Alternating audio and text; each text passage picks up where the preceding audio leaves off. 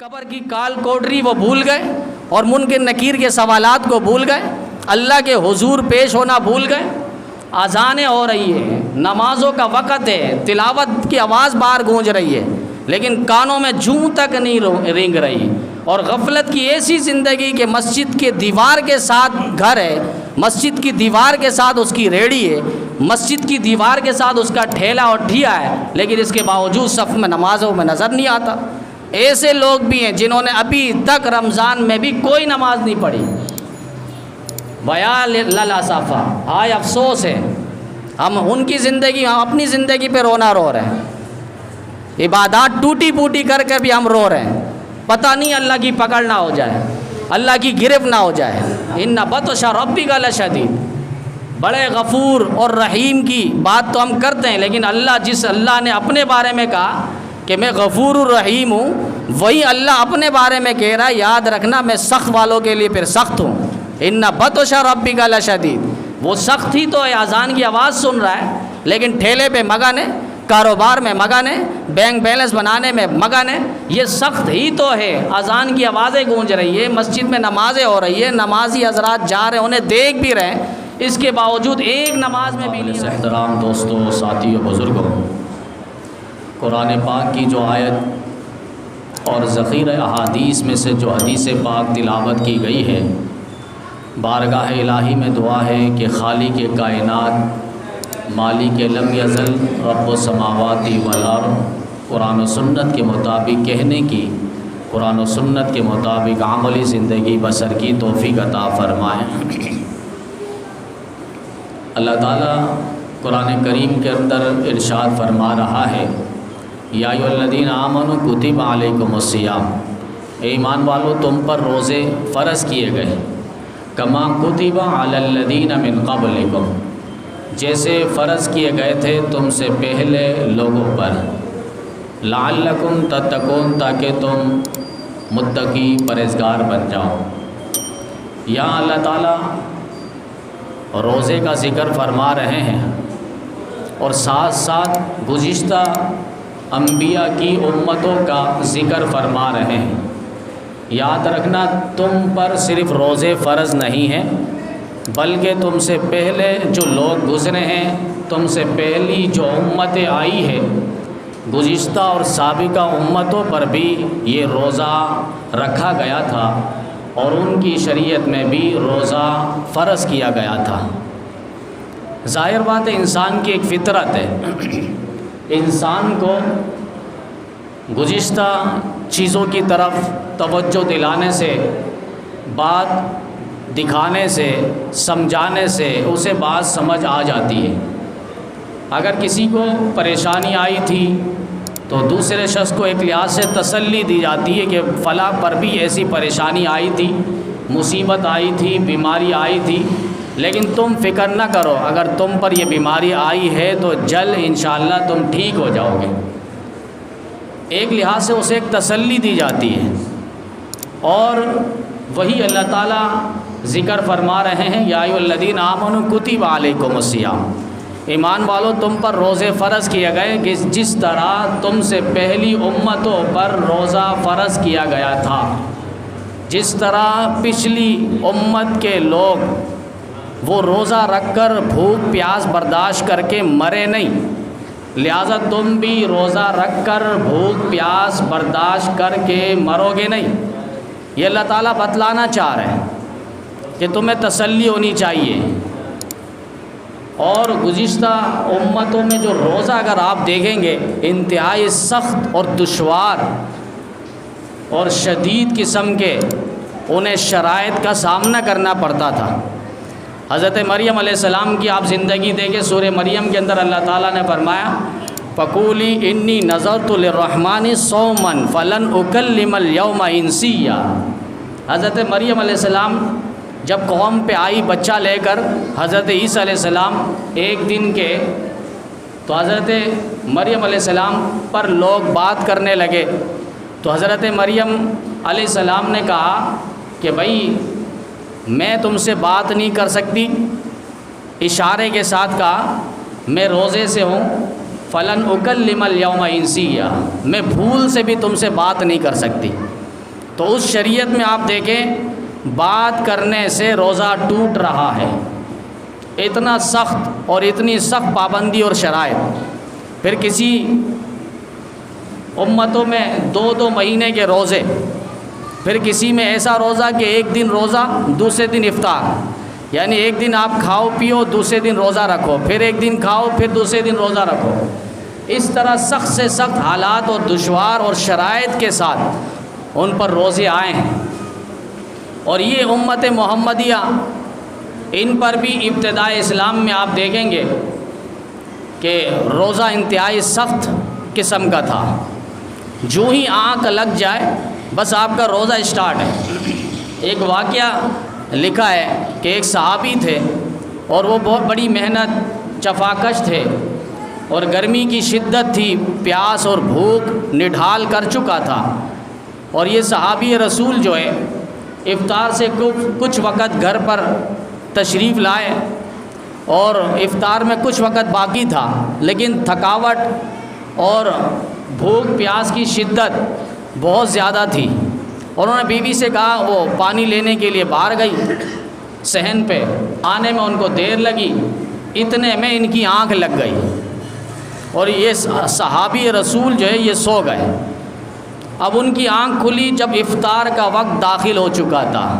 افطاری کا وقت داخل ہو چکا تھا، اور ابتدائی اسلام میں یہ تھا کہ اگر آپ کی آنکھ لگ جائے اور افطاری کا وقت داخل ہو جائے تو آپ کا ایک نئے سرے سے روزہ شروع ہو جائے گا،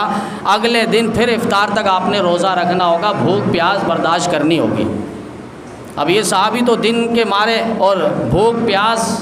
اور تھکاوٹ کی وجہ سے چکنا چور ہو چکے تھے،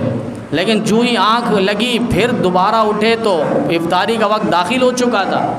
اب وہ روزہ مزید ان کو اگلے دن کا رکھنا پڑا، جس کی وجہ سے مزید بھوک پیاس، دن کے وقت وہ بے ہوش ہو کر گر پڑے۔ اب یہ حالات جب نبی علیہ السلام کو معلوم ہوا تو اللہ تعالیٰ نے بذریعہ وحی قرآن پاک کی آیت اتار دی، کلوا واشربوا حتی یتبین لکم الخیط الابیض من الخیط الاسود من الفجر۔ بس کھاؤ پیو یہاں تک کہ صبح صادق داخل ہو جائے، سحری کا وقت ختم ہو جائے، بس اتنا وقت تک آپ کھاتے رہو پوری رات۔ اب آپ سو نہیں سو، آنکھ لگے نہ لگے، کھاؤ پیو نہ کھاؤ پیو، فرمایا اب تمہیں انتہائی سحری تک، سحری کا جو آخری وقت ہے اس وقت تک آپ نے کھاتے پیتے رہنا ہے، اور کوئی مسئلہ نہیں، آنکھ لگے نہ لگے۔ اب آپ دیکھیں جماعت صحابہ میں ایک فرد صحابی کی وجہ سے اللہ تعالیٰ نے ابتدائے اسلام میں قانون اسلام اور آئین اسلام کو چینج کر دیا۔ یہ کتنے پیارے لوگ تھے۔ آج لوگ کہتے ہیں، محاورہ ہے کہ جو سوتا ہے وہ کھوتا ہے، لیکن صحابہ کے لیے جو سوئے تو وہ پائے۔ سونا ان کا پانے کے لیے تھا، پانا، اور ہم آپ سو جائے تو وہ کھو جائے۔ یہ سو رہے ہیں تو امت پر اللہ تعالیٰ آسانیاں پیدا کر رہے ہیں، یہ سو رہے ہیں تو اللہ تعالیٰ امت سے پریشانیوں کو دور فرما رہے ہیں، تو پھر ان کی عبادت کس قدر عبادت ہوگی، ان کی ریاضت کس قدر ریاضت ہوگی۔ یہی اللہ تعالیٰ قرآن کریم کے اندر فرما رہا ہے، یا ایھا الذین آمنوا کتب علیکم الصیام، ایمان والو تم پر روزے فرض کیے گئے جس طرح تم سے پہلے لوگوں پر روزہ فرض کیے گئے تھے، لعلکم تتقون۔ روزے کی کسوٹی کیا ہے، بنیادی مقصد کیا ہے، روزہ رکھنے سے ہوتا کیا ہے، ملے گا کیا؟ اللہ فرما رہے لعلکم تتقون، تاکہ تم متقی پرہیزگار بن جاؤ، اللہ کا ڈر اور خوف آ جائے۔ اب آپ دیکھیں نماز پڑھے نہ پڑھے کوئی خوف اور ڈر نہیں رہتا، دل میں کوئی خشیت اللہیت نہیں رہتی، اور روزہ ایسا ہے کہ آپ بند چار دیواری کے اندر بھی بیٹھے ہو، چار دیواری کے اندر آپ کو کوئی نہیں دیکھ رہا، آپ روزے سے ہو، لیکن اس وقت بھی آپ کے دل دماغ میں اللہ کا ڈر رہتا ہے، نہیں میں نہیں کھا سکتا، اللہ مجھے دیکھ رہا ہے۔ دسترخوان بچھا دیا افطاری کے وقت اور آدھا گھنٹہ ہے، 20 منٹ ہے، آپ بیٹھ گئے یا 10 منٹ ہے، کوئی سامنے نہیں ہے، کھانا پینا سب سامنے، لیکن اس کے باوجود آپ ہاتھ نہیں بڑھا رہے، کیوں؟ آپ کے دل و دماغ پہ یہ بات موجود ہے کہ اللہ مجھے دیکھ رہا ہے۔ یہی تو لعلکم تتقون ہے، یہی تو متقی پرہیزگار ہے۔ پھر آپ دیکھیں گے کہ پورا مہینہ بعض یہ سوال اٹھاتے ہیں کہ پورا مہینہ روزے سے ہوتے ہیں، تراویح کا بھی اہتمام ہوتا ہے، دیگر تلاوت عبادات سب کچھ، لیکن جو ہی چاند رات ہوتی ہے، چاند نظر آتا ہے تو گناہ کے انبار لگ جاتے ہیں، گناہ شروع ہو جاتے ہیں۔ اس کی وجہ کیا ہے؟ اب یہ شخص جو پورا مہینہ عبادت کے اندر لگا ہوا تھا، تراویح پابندی سے، روزہ پابندی سے، تلاوت پابندی سے، لیکن رمضان کا آخری دن ہوا اور چاند نظر آ گیا، اب گناہ شروع ہو گئے، یہ لعلکم تتقون کیوں نہیں پایا جا رہا؟ اب یہ متقی پرہیزگار کیوں نہیں ہے؟ اس کے اندر تقوی و طہارت، للہیت اور خشیت کیوں نہیں آ رہی؟ تو علماء فرما رہے ہیں کہ جس طرح ایک ڈاکٹر ہے، طبیب ہے، حکیم ہے، مریض اس کے پاس جاتا ہے علاج کے لیے، تو ڈاکٹر اس کو، مریض کو مرض چیک کرنے کے بعد اس کو دوائی دیتا ہے اور کہتا ہے کہ آپ کی صحت ٹھیک ہوگی، آپ نے یہ دوائی اور یہ نسخہ استعمال کرنا ہے۔ پھر وہ پرچی لے کر اٹھنے لگتا ہے، ڈاکٹر کہتا ہے کہ بھائی آگے بھی بات سن لو، آپ نے پرہیز بھی کرنا ہوگی، اگر آپ پرہیز نہیں کرو گے میری دوائی کا کوئی فائدہ نہیں ہوگا، ٹھنڈی چیز استعمال نہیں کرنی، کھٹی چیز استعمال نہیں کرنی، بڑا گوشت استعمال نہیں کرنا، مختلف جو وہ پابندیاں اور شرائط لگاتے ہیں اور پرہیز لگاتے ہیں کہ یہ آپ نے کرنا ہوگا، ان چیزوں سے بچنا ہوگا، تب میری دوائی آپ کو فائدہ دے گی، تب آپ کو صحت ملے گی۔ اسی طرح اللہ تعالیٰ نے، جو ہم گناہوں کا مریض تھے، اللہ نے ہمیں تقوی والی صحت کے لیے فرمایا کہ تم روزہ والی دوائی استعمال کرو، لیکن اس کے ساتھ ساتھ پرہیز بھی کرنا ہے کہ گناہ والے جو راستے ہیں اور پرہیز ہے ان سے تم نے بچنا ہے، تب تمہیں تقوی والی صحت ملے گی، تقوی والی صحت ملے گی۔ روزے والی دوائی ہم استعمال لاکھ کر لیں، لیکن گناہوں کے راستے میں اگر ہم نے بچنا نہیں کیا تو پھر ہمارا روزے والی دوائی کا کوئی فائدہ نظر نہیں آئے گا۔ اے سی استعمال کرتے ہیں، چلاتے ہیں، اور دروازہ کھڑکی اگر انسان کھول کر رکھے تو پھر وہ کمرہ کولنگ کے لیے کبھی بھی ٹھنڈا نہیں ہوگا، تو اس کے لیے ضروری ہے کولنگ کے لیے، ٹھنڈک کے لیے، اے سی چلانے کے لیے آپ زائد چیزیں جو کھڑکیاں ہیں یا بند ہے، سوراخ ہے، دروازہ ہے، ان کو آپ بند کر دیں گے تو کمرہ جو ہے وہ کولنگ ہو جائے گا اور ٹھنڈا ہو جائے گا۔ اسی طرح ایمان کو ٹھنڈا کرنے کے لیے، تقوی والی صحت حاصل کرنے کے لیے، اور روزے والی دوائی کو استعمال کرتے ہوئے گناہ والا مرض، اس پر ہمیں پابندی رکھنی ہوگی اور اس پر ایک قدم رکھنا ہوگا کہ اس کی طرف ہمارا قدم نہ بڑھے، آنکھ آوارہ استعمال نہ ہو، کان ہمارا آوارہ استعمال نہ ہو، زبان ہماری آوارہ استعمال نہ ہو، ہاتھ ہمارے آوارہ استعمال نہ ہو، یہ قدم ہمارے آوارہ استعمال نہ ہو۔ اسی لیے فرمایا کہ دنیا سجن المؤمن و جنت الکافر، دنیا مومن کے لیے قید خانہ ہے۔ جس طرح قیدی اپنی مرضی کی زندگی جیل کے اندر گزار نہیں سکتا، اسی طرح یہ دنیا ایک لحاظ سے جیل خانہ ہے، یہاں پر ہم قید ہے اور قیدی ہے، ہم اپنی من چاہی زندگی یہاں گزار نہیں سکتے، رب چاہی زندگی گزارنی ہوگی، رب اور رسول چاہی زندگی گزارنی ہوگی، تب کامیابی ہوگی۔ یا ایھا الذین آمنوا کتب علیکم الصیام کما کتب علی الذین من قبلکم لعلکم تتقون۔ آج روزہ رکھ کر تاش کھیل رہے ہیں، ڈبو استعمال ہو رہا ہے اور لیڈو استعمال ہو رہا ہے۔ جب آپ اس سے پوچھیں گے بھائی یہ کیوں کر رہے ہیں، روزے رمضان جیسے ہی داخل ہو ان کا لیڈو باہر آ جاتا ہے، ڈبو والے میں رش ہو جاتا ہے۔ اب وہاں بڑے اہتمام کے ساتھ بعض کہتے ہیں یہ تاش وغیرہ ہم اس لیے کرتے ہیں، یہ کھیلتے ہیں، استعمال کرتے ہیں تاکہ ٹائم پاس ہو۔ بھائی ٹائم تو آپ قرآن پاک پڑھ کر بھی ٹائم پاس کر سکتے ہیں، تلاوت ذکر اذکار کر کے بھی ٹائم پاس کر سکتے ہیں، لیکن یہ کیا وجہ ہے اس کے لیے ہم رمضان میں باقاعدہ سٹے اور جوئے، سود اور بیاض، اس کا بھی بڑا بازار گرم ہو جاتا ہے۔ لوگ بڑھ چڑھ کر، معلوم نہیں ان کے اندر کون سی شیطانیت اور ابلیسیت جاگ گئی ہے کہ یہ رمضان مبارک کا بابرکت مہینہ شروع ہوتا ہے، تاش باہر نکلتے ہیں اور ڈبو میں رش ہو جاتا ہے، لیڈو باہر نکالتے ہیں، اس میں پیسے لگاتے ہیں، جوئے لگاتے ہیں، یہ ایک لحاظ سے بازار گرم ہو رہا ہوتا ہے اور کہتے ہیں ٹائم پاس کرنے کے لیے۔ اور بعض روزہ رکھ کر وہ پورا دن سوتے رہتے ہیں، وہ بھی ان کا مقصد یہی ہوتا ہے کہ بھئی اس سے ٹائم پاس ہو۔ تو رمضان مبارک اس لیے نہیں ہے کہ ہم ٹائم پاس کریں، یہ اللہ کی طرف سے بہت بڑی نعمت اور دولت ہے۔ اللہ نے گزشتہ امتوں کو روزہ دیا ہے، لیکن رمضان جیسا بابرکت مہینہ نہیں دیا ہے۔ پورے 12 سال میں اس رمضان مبارک کے 1 منٹ کو اٹھا کے ایک ترازو میں رکھیں اور 11 مہینے کو ایک ترازو میں رکھیں تو اس کا پلہ برابر نہیں ہے، اس کا ہم وزن نہیں ہے۔ ایک روزہ میں افطار میں آپ کھجور کھلا کر کسی کی افطاری کریں گے، حدیث میں لکھا ہے اس کی مغفرت ہو رہی ہے۔ اب ایسی مغفرت، ایسی بخشش اور ایسی معافی کا پروانہ آپ گزشتہ دنوں میں دکھائیں۔ آپ ایک فرض پڑھیں گے 70 فرضوں کے برابر ثواب، ایک نیکی کریں گے 70 کے برابر ثواب۔ میں نے جس طرح ایک وظیفہ بتلایا، لا الہ الا اللہ وحدہ لا شریک لہ احدن صمدن لم یلد ولم یولد ولم یکن لہ کفوا احد، مشکات شریف حدیث کے اندر یہ وظیفہ موجود ہے۔ آپ ایک دفعہ پڑھیں گے عام رمضان کے علاوہ تو 20 لاکھ نیکی ہے، لیکن اسی 20 کو آپ 70 سے ضرب دیں، رمضان مبارک میں ایک دفعہ آپ پڑھیں گے تو 14 کروڑ کے برابر ثواب ہے۔ ہم یہ نیکی اپنے لیے جمع کریں، کل قیامت کے دن جنتی جنت پہ جائیں گے تو ایک جنتی سو رہا ہوگا اور دوسرا کہیں اور اپنی منزل پہ ہوگا۔ اب یہ سونے والا شخص جو ایک کروٹ بدلے گا اور بدلنے کی وجہ سے اس کی جو سانس نکلے گی، وہ سانس لے رہا ہوگا، وہ سانس اللہ تعالیٰ ایسا خوشبودار کریں گے پوری جنت کو معطر کر دیں گے۔ اب نیچے طبقے والا سوچے گا یار یہ خوشبو کہاں سے آ رہی ہے، تو اس کو بتلایا جائے گا کہ تم سے اوپر منزل اور بالا میں ایک شخص ہے اور وہ سوتے ہوئے اس نے کروٹ بدلی ہے اور اس پر جو ہوا آئی ہے خوشبو اللہ تعالیٰ نے جنت کو مہکا دیا ہے،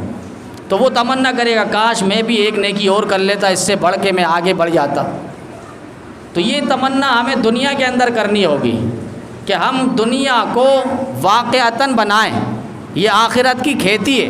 ہم یہاں جو بیج ڈالیں گے مرنے کے بعد پھر اسی کو پائیں گے۔ معلوم نہیں 2 دن رمضانوں میں ایک اجتماع ہوتا ہے، مجمع ہوتا ہے، اس کے بعد ان کو پتہ نہیں کہاں سے پروانہ مل جاتا ہے، جنت کا سرٹیفکیٹ مل جاتا ہے۔ ہو سکتا ہے اللہ تعالیٰ نے کوئی ان کو پیغام دے دیا اور کوئی الہام ان کو کر دیا کہ بھائی تم لوگ نماز میں کیوں جا رہے ہو، تمہیں تو جنت ہے، تم تو سارے جنتی ہو، تم تو بخشے بخشائے ہو، تمہاری تو معافی ہو گئی۔ ہم 5 وقت نماز پڑھ کے، تراویح پڑھ کے، تلاوت کر کے، دیگر اور دینی کام کر کے ڈرتے ہیں خوف میں ہماری پکڑ نہ ہو جائے، ہماری پکڑ نہ ہو جائے۔ لیکن وہ کیا وجہ ہے کہ ہم کئی عرصوں سے دیکھتے چلے آ رہے ہیں، یہ صرف میں نہیں، ہر شخص اپنے گریبان میں جا کے کہ رمضان اور چند راتوں کو ہم بنا لیں بس ہماری بخشش کا پروانہ ہے۔ اللہ کی طرف سے ہمارے کو کوئی سرٹیفکیٹ مل گئی ہے، کوئی سند مل گئی ہے، ڈگری مل گئی ہے کہ ہمارے کو کہہ دیا گیا بھائی تم کیوں جا رہے ہو نماز میں، تمہاری تو بخشش ہو گئی ہے، تم تلاوت کیوں کر رہے ہو، تمہاری تو معافی ہو گئی ہے۔ ایسی معافی کا پروانہ ڈائریکٹ ہمارے ہاتھ پہ تو اب تک کوئی نہیں آیا، شاید ان کے پاس آ گیا ہو، وہ 2 دن کے مہمان ہوتے ہیں، 3 دن کے مہمان ہوتے ہیں، 1 مہینہ بمشکل مہمان ہوتے ہیں، اس کے بعد وہ رفو چکر ہو جاتے ہیں۔ اگر ان کے پاس ایسی سند ہے تو خدا را وہ سند، وہ ڈگری ہمیں بھی دے دے، ہمارا بھی حصہ شامل کر دیں، پوری زندگی کی کمائی انشاءاللہ اس کو دے دیا جائے گا، اپنی پوری متاع اس پر قربان کر دیں گے۔ اس کی بخشش ہو گئی ہے، اس کی معافی ہو گئی ہے، اس کی مغفرت ہو گئی ہے، وہ جنت پہ جائے گا، تو میں اپنی پوری زندگی کی متاع اس پر کیوں نہ قربان کر دوں۔ تو یہ ایک لحاظ سے اپنے آپ کو ہم دھوکہ دے رہے ہیں، اللہ کو دھوکہ نہیں دے رہے ہیں۔ کل متاع الدنیا قلیل، دنیا کی حیثیت اللہ کے نزدیک مچھر کے پر کے برابر بھی نہیں ہے، اور ہم اس دنیا کے پیچھے لگے ہوئے ہیں۔ باہر کتنے ریڈی والے نمازوں کے اوقات میں ایک بھی نماز میں نہیں آ رہا، مرنے کو بھول گئے، کفن کو بھول گئے، روح کی قفس اور نکلنے کو بھول گئے، وہ اسرائیل کا حملہ وہ بھول گئے، قبر کی کال کوٹری وہ بھول گئے، اور منکر نکیر کے سوالات کو بھول گئے، اللہ کے حضور پیش ہونا بھول گئے۔ اذانیں ہو رہی ہے، نمازوں کا وقت ہے، تلاوت کی آواز باہر گونج رہی ہے، لیکن کانوں میں جوں تک نہیں رینگ رہی، اور غفلت کی ایسی زندگی کہ مسجد کے دیوار کے ساتھ گھر ہے، مسجد کی دیوار کے ساتھ اس کی ریڑھی ہے، مسجد کی دیوار کے ساتھ اس کا ٹھیلا اور ٹھیا ہے، لیکن اس کے باوجود صف میں نمازوں میں نظر نہیں آتا۔ ایسے لوگ بھی ہیں جنہوں نے ابھی تک رمضان میں بھی کوئی نماز نہیں پڑھی۔ ویا للاسفہ، ہائے افسوس ہے ہم ان کی زندگی، ہم اپنی زندگی پہ رونا رو رہے ہیں، عبادات ٹوٹی پوٹی کر کے بھی ہم رو رہے ہیں، پتہ نہیں اللہ کی پکڑ نہ ہو جائے، اللہ کی گرفت نہ ہو جائے۔ ان ربک ان بطش ربک لشدید، بڑے غفور اور رحیم کی بات تو ہم کرتے ہیں، لیکن جس اللہ نے اپنے بارے میں کہا کہ میں غفور الرحیم ہوں، وہی اللہ اپنے بارے میں کہہ رہا ہے یاد رکھنا میں سخت والوں کے لیے پھر سخت ہوں۔ ان بطش ربک لشدید، وہ سخت ہی تو ہے، اذان کی آواز سن رہا ہے لیکن ٹھیلے پہ مگن ہے، کاروبار میں مگن ہے، بینک بیلنس بنانے میں مگن ہے، یہ سخت ہی تو ہے۔ اذان کی آوازیں گونج رہی ہے، مسجد میں نمازیں ہو رہی ہے، نمازی حضرات جا رہے ہیں، انہیں دیکھ بھی رہے ہیں، اس کے باوجود ایک نماز میں بھی نہیں آ رہے۔ اس وقت مشرکین مکہ والے جو تھے جنہیں نبی علیہ السلام نے دعوت دی تھی، وہ ان کی رکاوٹ جو اسی لیے بنی، وہ ایمان اور اسلام کے شکنجے میں اسی لیے نہیں آئے، اور انہوں نے کہا کہ ہم اسلام کے شکنجے میں آ جائیں گے، ہماری چودراہٹ چلی جائے گی، ہماری ملکیت چلی جائے گی، ہماری سرداری چلی جائے گی، ہم کیسے اس نبی کی غلامی میں آئے۔ لیکن انہیں شاید پتہ نہیں تھا اس نبی کے قدموں میں جو غلام بن کر آتا ہے، اللہ اس کو وہ مقام دیتا ہے کہ وہ بیت اللہ کی چھت پہ کھڑے ہو کے اذان دیتا ہے، پھر وہ ایسا مقام پہ پہنچتا ہے کہ چلتا مدینے کی گلیوں میں ہے، لیکن قدموں کی آہٹ اللہ پھر جنت میں عرش معلیٰ پہ سنواتا ہے۔ یہ غلامیت ہی تو ہے، کہ وہ غلامیت جس پہ ساری دنیا کی بادشاہت اور سرداری اور چودراہٹ فخر کرے۔ تو ضرورت ہے کہ ہم رمضان المبارک کا صحیح معنوں میں احترام کریں، نمازوں کی پوری پابندی، اسے بوجھ اور قرض نہ سمجھے، اسے نعمت سمجھے، اللہ کو منانے کا ذریعہ سمجھے، ایک واسطہ اور ذریعہ اور رابطہ سمجھے۔ تو رمضان المبارک میں دیگر اور عبادات کے ساتھ ساتھ جو ہے مالی عبادت بھی ہے، جسے فطرہ کہا جاتا ہے۔ یہ مالی عبادت آپ کو 11 مہینے میں نظر نہیں آئے گی، فطرہ، اس کے ساتھ ساتھ زکوٰۃ بھی ہے۔ بعض احباب بڑے اہتمام کے ساتھ رمضان المبارک میں زکوٰۃ نکالتے ہیں، اچھی بات ہے، ان کی ایک سوچ ہوتی ہے کہ 1 روپے دیں گے تو 70 روپے اللہ تعالیٰ انعام دے گا، لیکن یہ بھی یاد رہیں سب سے کامل عبادت وہی ہے کہ کامل طریقے سے ہو۔ آپ کے اوپر جب زکوٰۃ فرض ہو گئی تو آپ اسی مہینے نکالیں، 1 مہینہ پہلے نکال لیں، 1 مہینہ بعد، اس کی تو اجازت ہے، رخصت ہے، آپ رمضان مبارک میں نکال لیں، ٹھیک ہے، اس کو کوئی منع نہیں ہے، لیکن بات یہ ہو رہی ہے کہ کامل عبادت، زندگی موت کا پتہ نہیں ہے، آپ کامل عبادت، آپ کو اگر شعبان کے مہینے میں یا اسی طریقے سے رجب کے مہینے میں زکوٰۃ فرض ہوئی ہے تو آپ اسی وقت نکال دیں۔ رمضان مبارک میں دیگر اور عبادات فطرہ ہے، صدقات خیرات ہے۔ نبی علیہ السلام رمضان مبارک میں 2 ہاتھ سے صدقات اور خیرات کیا کرتے تھے، 2 ہاتھوں سے، کہنے کا مقصد بے دھڑک اللہ کے راستے میں سخی بن جاتے تھے۔ تو ہم کم از کم اتنا کوشش کریں جتنی اپنی گنجائش میں ہم اللہ کے راستے میں لگائیں۔ تو مالی عبادت ہے یہ فطرانہ اور زکوٰۃ۔ تو علماء دین اور مفتیان کرام جو اس کا مسئلہ بیان کرتے ہیں کہ زکوٰۃ میں جو ہے 4 چیزوں کا دیکھنا ہوگا۔ نمبر 1 سونا، نمبر 2 چاندی، نمبر 3 نقدی مال، نمبر 4 مال تجارت۔ یہ 4 چیزیں کسی کے پاس ہے یا چاروں میں سے کوئی ایک ہے، اور وہ ایک 52.5 تولہ چاندی کے برابر اس کی رقم اور مالیت پہنچ جائے تو اس پر شرعی طور پر زکوٰۃ فرض اور واجب ہے، فرض اور واجب ہے۔ زکوٰۃ کو معمولی نہ سمجھیں، قرآن کریم میں جہاں آپ نماز کی اہمیت دیکھتے ہیں ساتھ ساتھ اللہ زکوٰۃ کی اہمیت اور فرضیت کو بھی ذکر کرتا ہے۔ یقیم الصلاۃ ویؤتوا الزکاۃ، اقیم الصلاۃ وآتوا الزکاۃ، اقاموا الصلاۃ وآتوا الزکاۃ۔ پورے قرآن کریم میں جہاں نماز کا ذکر ہے ساتھ ساتھ اللہ نے مالی عبادت زکوٰۃ کا بھی ذکر کیا ہے۔ تو زکوٰۃ میں 4 نصاب ہے، اور 4 نصاب میں کسی ایک نصاب کسی کے پاس ہو، نقدی پیسہ اگر اس کے پاس ہے، اور وہ نقدی پیسہ جمع پونجی 52.5 تولہ چاندی کے برابر، جو اس وقت 2024 کو 1,32,700 روپے کے قریب ہے، 52.5 تولہ چاندی، اتنی رقم اگر کسی کے پاس ہے۔ پھر ایک اور شرط ہے کہ سال اس پر گزرے۔ ابھی اس نے 6 مہینہ کمیٹی شروع کی ہے اور 6 مہینے میں اس کا نام اور کمیٹی نکلی ہے، تو اب اس کے اوپر زکوٰۃ نہیں ہے۔ مثلا اس کی 2 لاکھ روپے کی کمیٹی نکلی ہے تو اب اس کو 6 مہینے ہوئے ہیں تو اس پر زکوٰۃ نہیں ہے۔ البتہ سال کا گزرنا 52.5 تولہ چاندی یا اس کے برابر نقدی پیسے ہو تو اس پر زکوٰۃ ہے۔ یہی نصاب فطرے کے اندر ہے، اور فطرے میں ایک زائد چیز ہے، اگر کسی کے پاس گھر پہ زائد مال اور پیسے ہیں، زائد مال ضروریات سے ہٹ کر کوئی سامان موجود ہے، مثلا اس کے پاس برتن ہے، یا اسی طریقے سے زائد کپڑے جو ابھی تک اس نے پہنے نہیں، سلائے نہیں، سال گزر گیا ہے، یا اس کے گھر پہ ٹی وی ہے اور یہ فریج بھی ہٹ کر ہے، ضروریات سے ہٹ کر ہے، تو یہ ساری چیزوں کی مالیت ہم جمع کریں گے، اور یہ 52.5 تولہ چاندی کے برابر اگر اس کی جمع پونجی ملکیت پہنچ جائے تو اس پر بھی فطرہ واجب اور ضروری ہے۔ اور فطرہ آپ جب بھی نکال لیں، بعض وہ عوامی ذہن ہوتے ہیں کش فام، وہ کہتے ہیں نہیں عید سے پہلے نکالیں گے۔ بھائی فطرے کا مقصد ہی یہی ہے، ہم ایک لحاظ سے اپنے روزے کی وہ کفارہ ادا کر دیں، روزے کے اندر جو میل کچیل گندگی گناہ کی صورت میں ہو ہے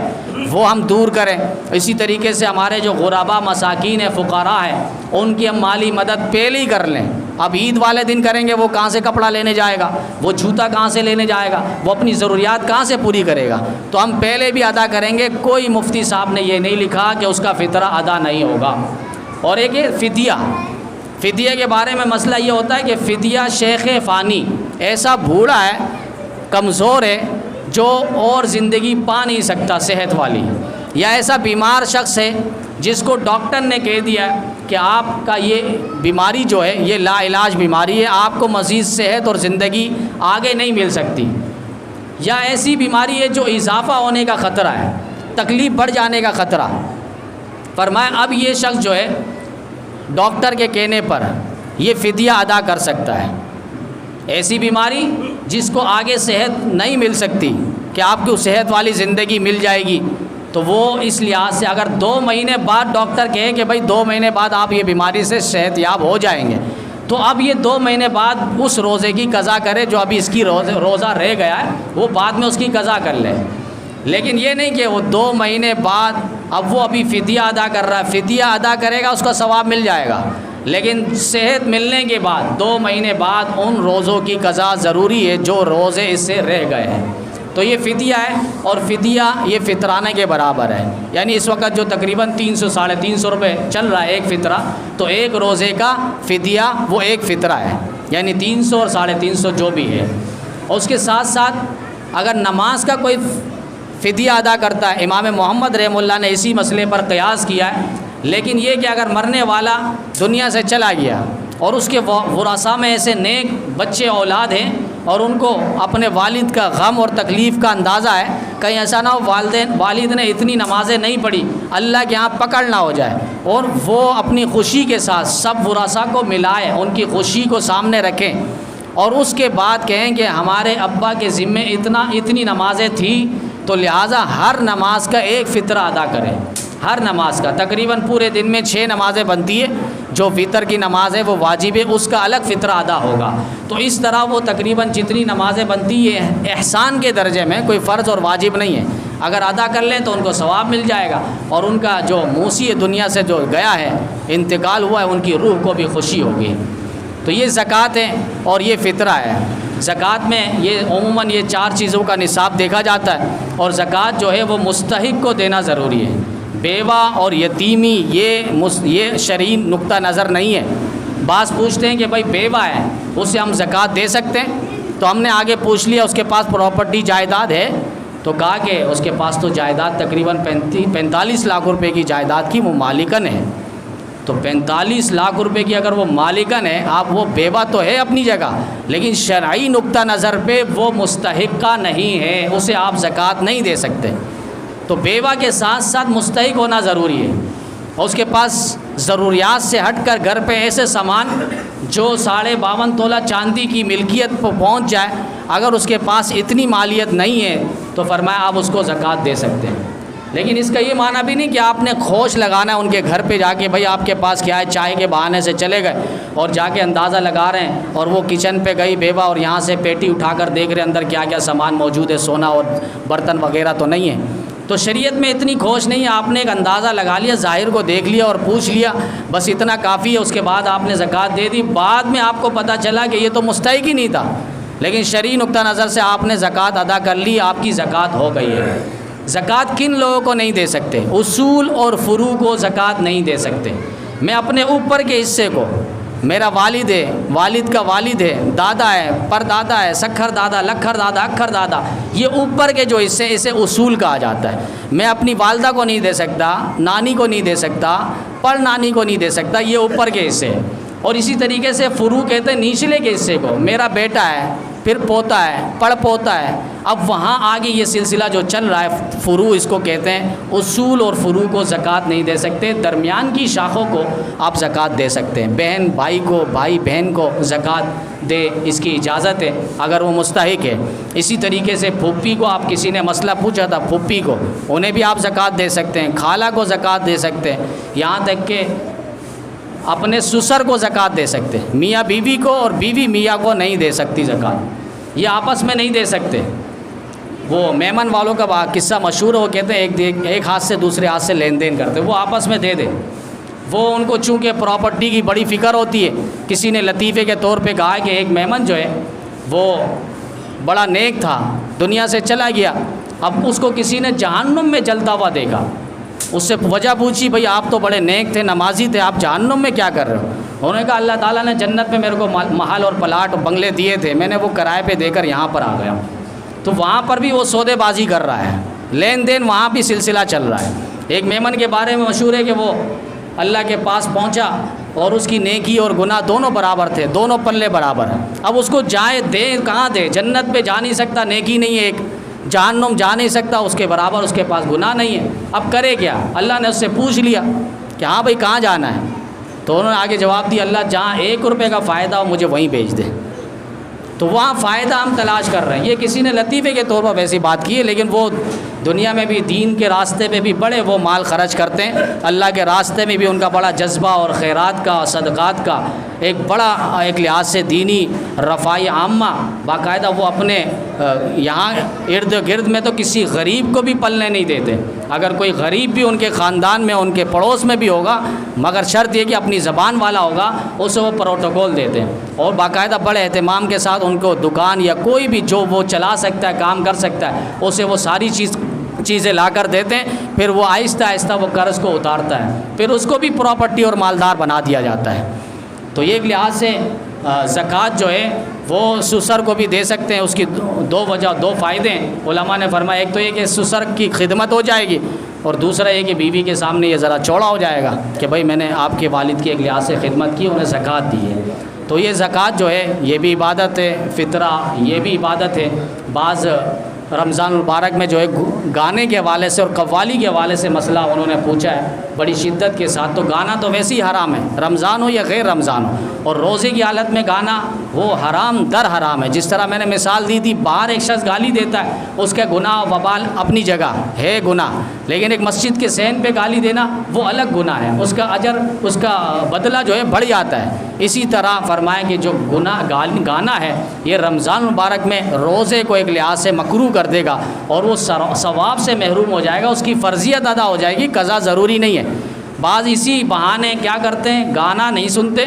البتہ قوالی لگا دیتے ہیں۔ یہ ڈرائیور حضرات جتنے بھی رکشہ ڈرائیور اور دیگر اور ڈرائیور بڑے جھوم جھام کے ساتھ وہ قوالی لگاتے ہیں۔ قوالی میں اگر موسیقی کے اشعار نہ ہو، یعنی گانے کے اشعار نہ ہو، اور شریعت کی تعلیمات سے ہٹ کر کوئی بات اس کے اندر موجود نہ ہو، تو آپ قوالی سن سکتے ہیں۔ لیکن اب ہوتا کیا، فی زمانہ آپ دیکھیں گے جتنی بھی قوالیاں ہیں اس سب کے اندر موسیقی کے اشعار ہیں۔ اگر کوئی نیک اور دین کی بات بھی ہوگی تو اس طرح کفریہ باتیں اور شرکیہ باتیں، حضرت علی کو خدا بنا دیا، خدا سے بڑھ کے بنا دیا، اور ولیوں کو نبیوں کے درجے میں، نبیوں کو خدا سے بڑھ کے بنا دیا، یہ سارے اشعار قوالی کے اندر موجود ہے، جس کے اندر فی زمانہ خرافات ہیں اور بےہودگیاں ہیں۔ تو قوالی سننا بھی اس زمانے میں جائز نہیں ہے، اس سے بھی اجتناب ہو۔